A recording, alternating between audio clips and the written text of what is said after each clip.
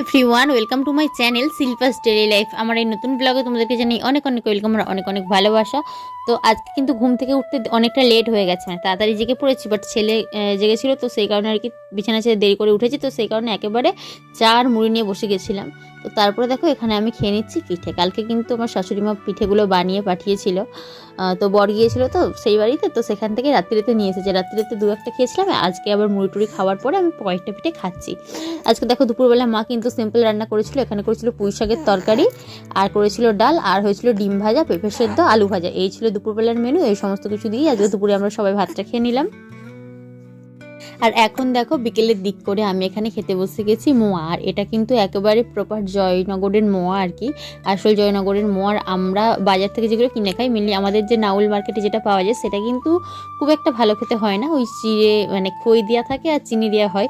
আর এটা কিন্তু একেবারে নলেন গুড় দিয়ে তৈরি, যেটা উচ্চারণ করতে দাঁত ভেঙে যায়। তো যাই হোক, খেজুর গুড় দিয়ে তৈরি আর কি। তো আর দেখতেই পাচ্ছি একটু আলাদা রকম, সেই মোয়াটা দেখতে আলাদা রকম, আর এটাও কিন্তু দেখতে আলাদা রকম। একদম এত নরম যেটা ভেঙে যাচ্ছে, গোল্লাপা কেন থাকে না, ভেঙে ভেঙে যাচ্ছে। আর ওপরটা কিন্তু একটু আলাদা রকমভাবে কিছু একটা গ্রেট করা রয়েছে। যাই হোক, এটা এখানে খেলাম। ফল আর কেটে দিয়েছে বোন, ফল নিয়ে বসে গেছি। কলাটা মা কিনেছে, আর এই যে কালো আঙুরটা আমার একটা ভাসুর এসেছিল দেখা করতে, তো ভাসুর নিয়ে এসেছিল আর কি, মানে মাসি শাশুড়ির ছেলে। তো সেটা অনেকদিন ধরে পড়েছিল, কয়েকটা খেয়েছিলাম, এখনো পড়েছিল, আজকে খাবো। এই যে ও খাবার দিয়ে যাচ্ছে। কেন দিয়ে যাচ্ছে? রোজ বিকালবেলা মনে করিয়ে দেয়, ফল খাওয়ার কথা রোজ বিকালবেলা মনে করিয়ে দেয়, কারণ কি ভাগে ও পায়, সেই কারণে। আজকে কটা পাবি ভাগে? একটা একটা করে খাবি? আচ্ছা ঠিক আছে, ফেলে দাও। ঠিক আছে, ওই কারণে আর কি। তো চলো আমরা খেয়ে নিই। বন্ধুরা, এখন কিন্তু প্রায় 6:45 মতো বাজে। আজকে একটু তাড়াতাড়ি ঘুম থেকে উঠে পড়েছি, তো অনেকদিন পর চুলটা একটু কেটে ফেলেছি, যেহেতু যত্ন নিতে পারছি না আর কি, এর কারণে।